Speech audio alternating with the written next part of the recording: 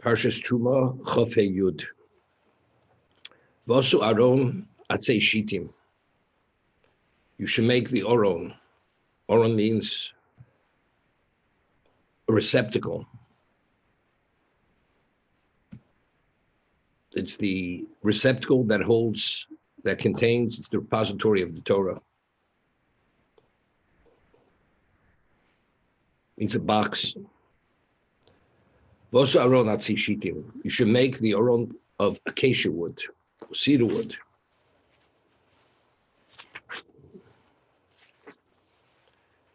Amosayim v'chetzi orko, 2.5 cubits should be its length.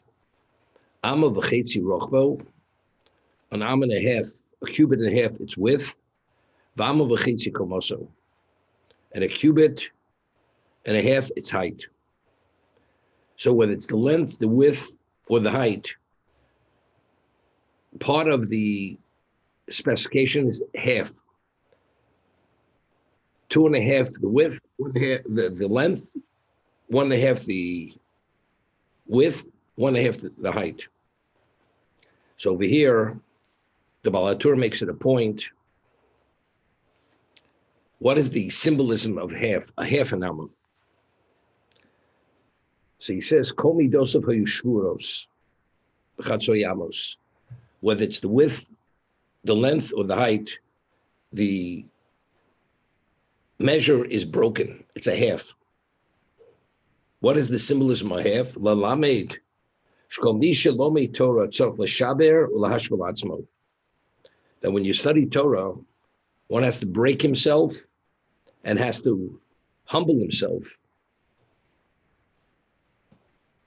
to study Torah. To be successful and qualified to be the receptacle of the Torah, you have to be less than you think you are. The word he uses, l'shaber. You have to break, l'shaber or l'hashbel atzmo.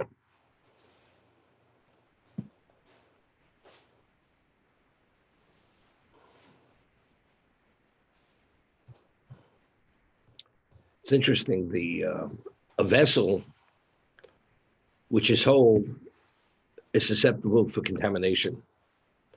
A vessel which is broken is not susceptible to contamination, right? The Torah tells us that if you have an earthenware vessel that becomes contaminated, it cannot be relieved of its contamination by putting it into the mikveh.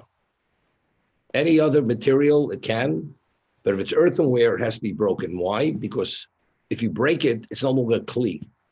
Only a vessel contaminates. So if it contaminates as a vessel cannot be relieved of its contamination. But if you break it, it's no longer retains its contamination because it's no longer a vessel. Any other vessel, even as a vessel, you're able to relieve it of its contamination by putting it into the mikveh or into a natural body of water, such as the ocean, such as a wellspring, whatever it may be. A human being is kli cheres. God created Adam of earth.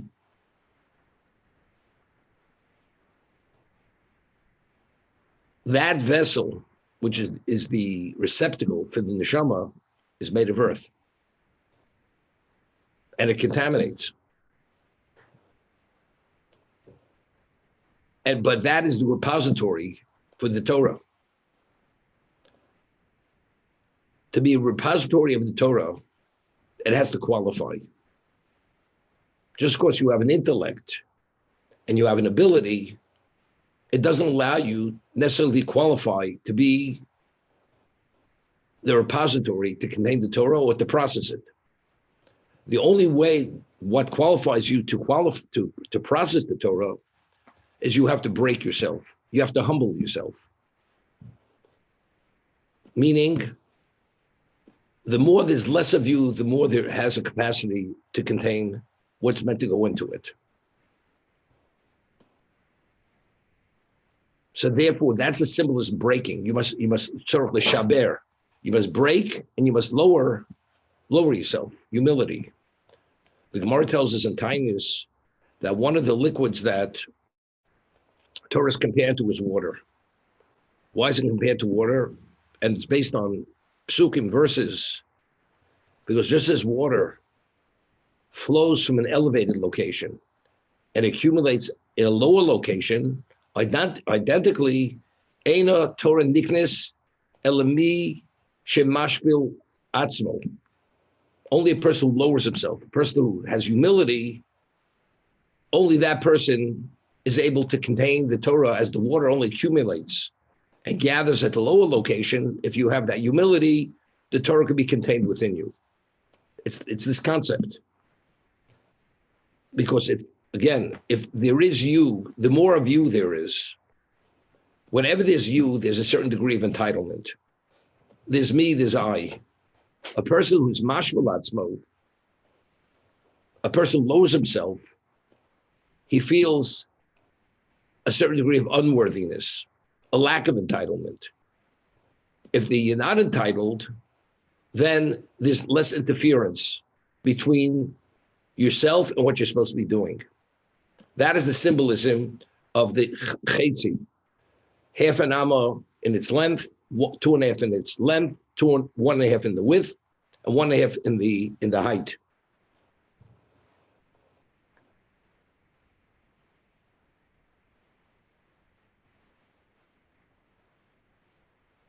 Now it's beautiful here. It says v'osu Aron. You should make the Aron. So the Baal Turim writes, Yud Parshis Maschilin Basio Keneged Asor Ma'amoros Shediver Olam. We have 10 portions here, discussions, and the word v'osu is mentioned 10 times. What is the significance of number 10? It corresponds to Asor Ma'amoros Shediver Olam, that through 10 utterances of Hashem, the world came into existence. As we said yesterday, what is the Mishkan? The Mishkan is a microcosm of existence, as we mentioned. And that's why all the 39 activities that you're not permitted to do on Shabbos are derived from the creative activities that were needed to build the Mishkan, as we explained yesterday. So within the Mishkan, the word v'osu is mentioned 10 times. What is the significance of number 10? It corresponds to Asur Maimaros Niver Olam. But what does the Mishkan have to do with Asur Maimaros, with the 10 utterances which God created existence? The answer is because the Mishkan itself is that location which was the ultimate intent where the Shekhinah, where the divine presence should dwell on the terrestrial level. Therefore, that's the number 10.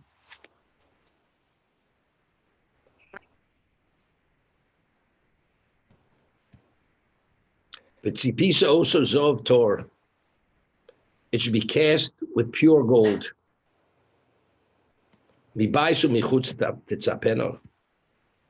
From inside and outside, it should be cast with gold.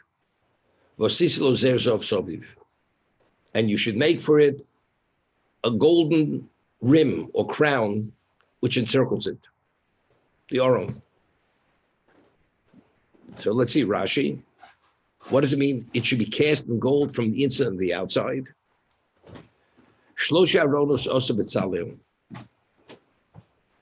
The Oran was comprised of 3 boxes. 2 were made of gold and 1 was made of wood. Varbok solim, and their 4 walls. Each one had 4 walls. It had a bottom, and it was open on top, the Aron. Nosen shel eitz b'soch shel zov. The wooden box was put into the outer box, which was made of gold. The shel zov b'shel eitz. And the inner box was a third box, was an inlay that was put within the wooden box. The chipos foso el yona b'zov, and then he coated the edge, the rim, with gold. So therefore, if you look at from the top of it, it was all gold. But factually, between the inner wall and the outer wall, there was a wall made of wood because that was the center box. Zerzov, what is the zer? The rim or the crown. The rim made of gold. It had a semblance of a crown which encircled the Aron. Lamal misfaso. on that edge.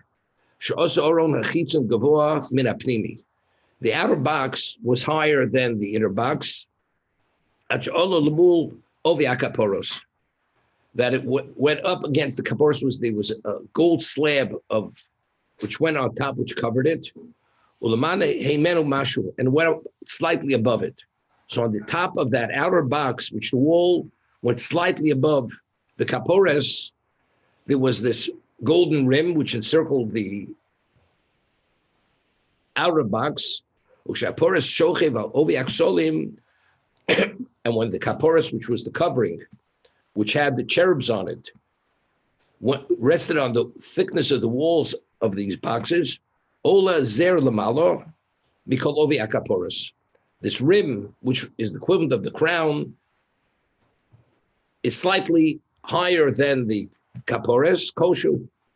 And what is it, the symbolism of this rim? Huksimik l'keser Torah.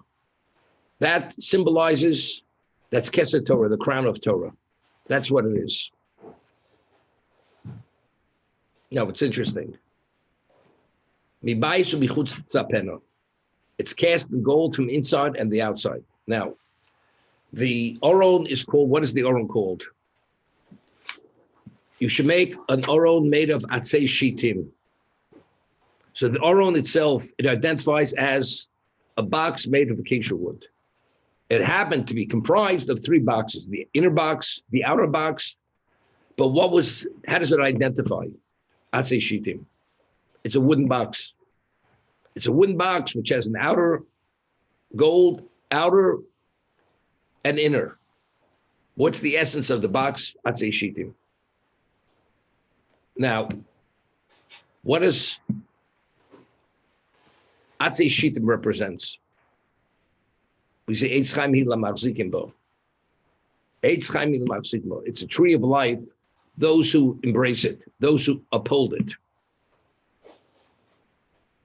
The Gemara tells us in Yuma that called Talmud Chochem shein tocho kibaro eno Talmud Chochem, that a Torah sage, where his tocho, his inner intention, his inner feelings, don't reflect and identify exactly as he appears on the outside, he's not a Talmud Chochem.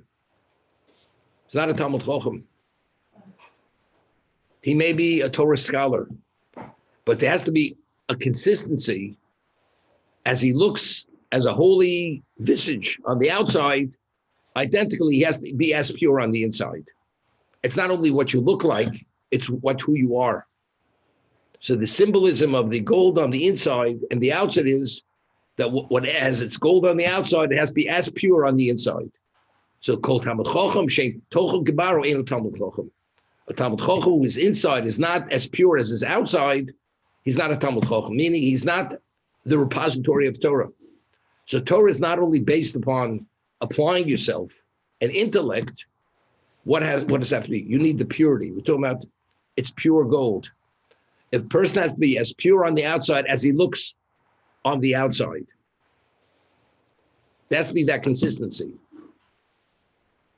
We're speaking about this receptacle has a crown encircling the top of it. This rim, which represents Keser Torah. So what is Keser Torah? When does one merit the crown of Torah? We read in Pirkei Avos, there were three crowns that were given to the Jewish people. Keser Kuna, Keser Malchus, the crown of priesthood, which was given to Aron and his children. Then there was Keser Malchus, which was given LeDavid Lazaro, to David and his progeny. That's the Davidic line. And there's Keser Torah, which was given to the Jewish people. As it says, as the Rambam quotes the Pasuk, Torah tziv lanu Moshe, Morasha kilas Yaakov. It is the heritage of the Jewish people. What does that mean? So the Rambam says, it's munach bezovis, the Torah is lying in the corner, and it's there for every Jew to partake of.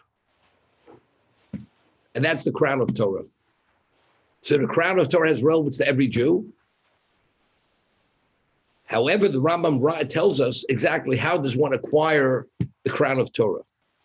The Rambam's words are, Mishino so libo liknos keser Torah. One who's inspired by his heart to acquire the crown of Torah, this is what you have to do. What do you have to do? Pasmel tochal, ma'im b'suratishter. You have to eat bread and salt. That should be sufficient. One doesn't have to meet certain prerequisites to meet your physical amenities. That's only if your comfort level is at a certain level, only then are you ready to engage in Torah. You have to be willing to sacrifice. Pasmel tochal, ma'im b'suratishter. Even to drink water in small measures. Alo oretz tishon, even if you have to sleep on the ground. And even if you have to live a life of pain, of deprivation. If you're willing to meet all those criteria, then you have relevance to Keser Torah. To acquire the crown of Torah. And then the Ram goes to speak, continues. You shouldn't waste time eating, drinking, wasting your nights rather than fully being invested in Torah.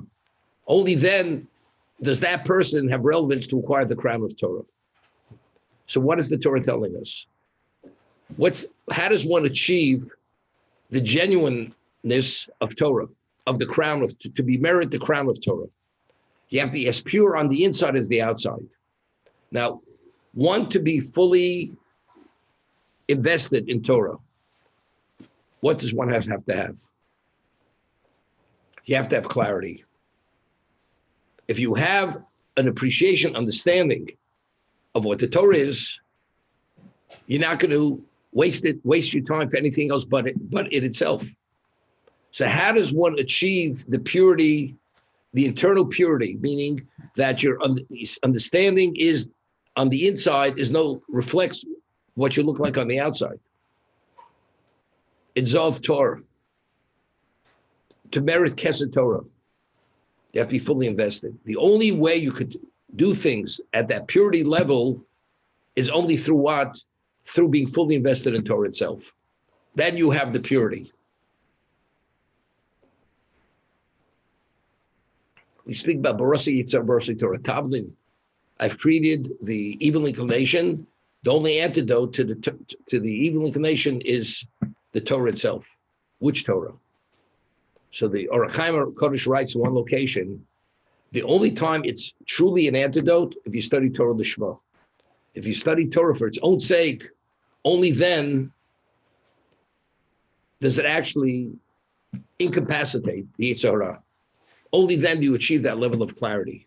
Because if you have that level of clarity, then you can't be hoodwinked and misled that something else has greater value than the Torah itself.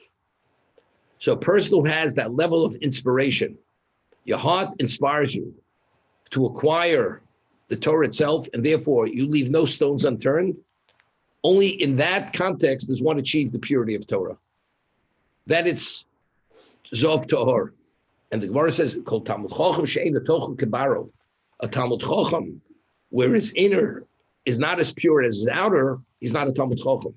He may be knowledgeable in Torah, but to be classified as the Talmud Chacham, which is the equivalent of the Oran, which is the repository of Torah, that you're not. And only then do you merit the crown of Torah itself.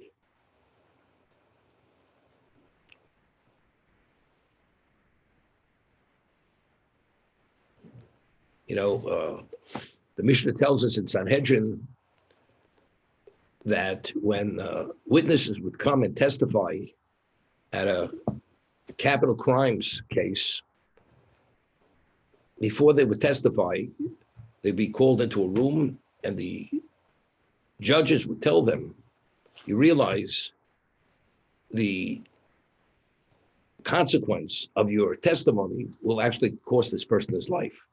Because you witnessed beyond any doubt that this man committed murder, or whatever the transgression was, it carries the death penalty.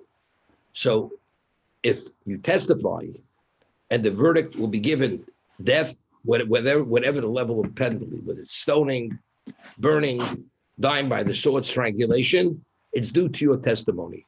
But you have to understand what actually is the ramification of that testimony, a man's going to lose his life.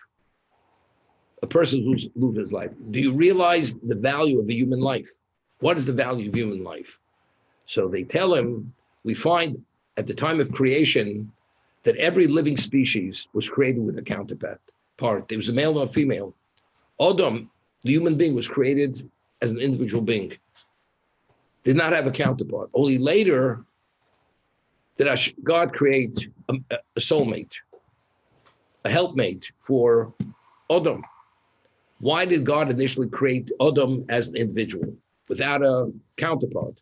So they tell him, because a person has to understand B'Shrili Niver Olam, that the value of a human being is that the whole world is needed to accommodate the objective of the person's mission in life. You need a whole world. So if you need a whole world to accommodate his mission, what is the capacity? What is the value of a human being? You need a whole world to accommodate him. So to understand and appreciate his innate value, only then will you understand it. And a person has to say himself, B'Shrili Niver Olam, the world was created for me. Meaning, if you want to misappropriate the world for other things, other than what you're meant to be created for, you have to understand you're definitely going down the wrong track, because there's no moment to waste, because God created a whole world to accommodate whatever your mission is. That's the mission of Sanhedrin. So I always say that B'Shrili Niver Olam is a two-sided coin. The true understanding of B'Shrili Niver Olam means, as the Mishnah explains, what's the objective? What's the mission? To do the will of God. As it says, Bereshis bara Elokim, B'Shril Torah Shenikras Reishis. That this entire world was created B'Shril Torah, B'Shril Reishis, which is Torah. But the other side of the coin would be, B'Shrili Niver Olam means the world was created for me. The world's at my beck and call.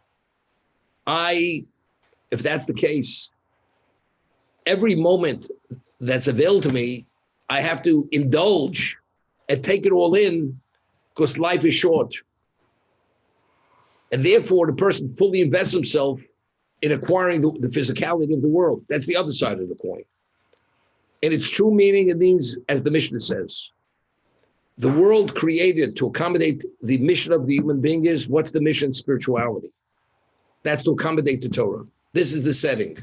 But the other side of the coin is, B'Shrili Niver Olam. The world is created for me, so it's mine to do whatever I choose to do with it. And therefore to indulge and to immerse myself in all its desires and all its, whatever is available, I'm there. How do you know if that is part and parcel of B'Shrili Niver Olam? How does one come to a level of understanding of what the true understanding is? That it's one and not the other. This is Barasi Yitzer Barasi Torah Tavlin. The only way you could come to that level of clarity is only through studying the Torah itself. Because the world was created to accommodate the Torah. So if a person invests it in Torah, then the Torah itself is the antidote, gives you clarity to understand what the value of life is, what the value of existence is. That's B'Shrili Niver Olam. So what I'm saying is, Kol Talmud Chacham Shein Tocha Kibaro, a Torah sage, where his innards are not as pure as what he looks on the outside, he's not a Talmud Chacham. Why is that? Because only the person who utilizes the Torah as it should be utilized, that it creates that purity, only then do you have an understanding of what B'Shrili Niver Olam means. You know, there's a question which is asked.